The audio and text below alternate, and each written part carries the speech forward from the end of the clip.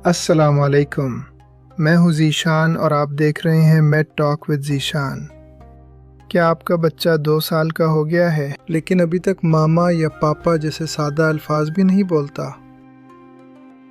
क्या वो अपनी ज़रूरत बताने के लिए सिर्फ आपका हाथ पकड़ता है या रोना शुरू कर देता है? अक्सर घर वाले कहते हैं कि फ़िक्र ना करो, लड़के देर से बोलते हैं। क्या ये सही है? या कहते हैं कि इसका बाप भी देर से बोला था? लेकिन मेडिकल साइंस में स्पीच डिले को नज़रअंदाज नहीं किया जा सकता। ये बच्चे के मुस्तकबिल के लिए ख़तरनाक हो सकता है। आज हमारा एपिसोड 17 है और हम इस खामोशी की वजूहात और हल जानेंगे। वालिदैन को पता होना चाहिए कि एक नॉर्मल बच्चा कब बोलना शुरू करता है ताकि वो बर वक्त फ़ैसला कर सकें। 12 माह 1 साल। कम से कम 1 या 2 बामाने अल्फाज जैसे मम्मा, बाबा या पानी कहना ज़रूरी है। 18 माह। तकरीबन 10 से 20 अल्फाज का ज़ख़ीरा बच्चे के पास होना चाहिए जो वो रोज़मर्रा इस्तेमाल कर सके। 2 साल।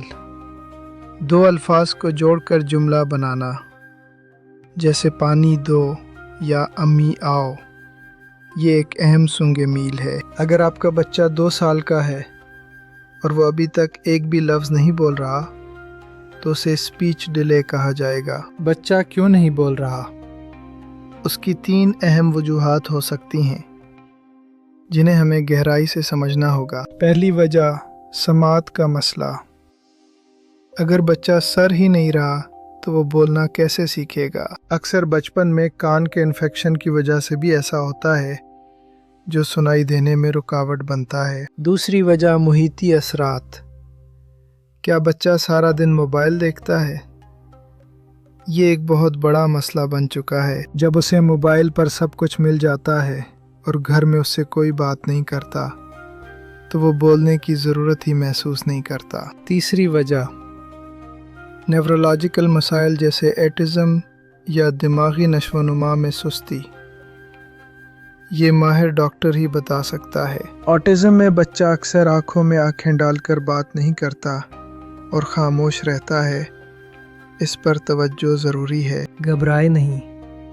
अब हम इसके हल और कुछ अमली मशकों पर बात करेंगे जो आप घर पर कर सकते हैं। पहली मश्क, कमेंट्री करें।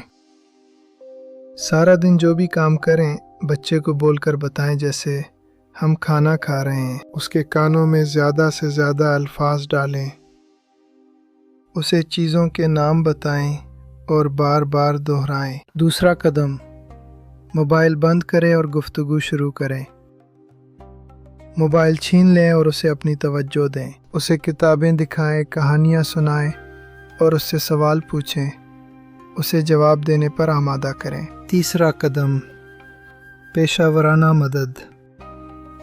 अगर बच्चा 2 साल का होकर भी नहीं बोल रहा तो किसी स्पीच थेरेपिस्ट से मशवरा करें। याद रखें, जितना जल्दी काम शुरू होगा बच्चा उतनी जल्दी रिकवर करेगा। इसमें शर्म की कोई बात नहीं है। बच्चे का ना बोलना सिर्फ ज़बान का मसला नहीं, ये उसके पूरे दिमाग की नशोनुमा का मामला है। उसे वक्त दें। अपने बच्चे को वो तवज्जो दें जिसका वो हकदार है। आपकी थोड़ी सी मेहनत उसकी ज़िंदगी बदल सकती है। कमेंट्स में बताइए आपके बच्चे ने पहला लफ्ज़ किस उम्र में बोला था।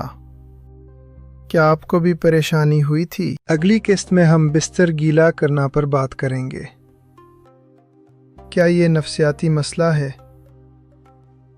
जानने के लिए देखते रहें। मैं हूँ ज़ीशान। अपना और अपने बच्चों का ख्याल रखें। मेड टॉक विद ज़ीशान देखते रहें।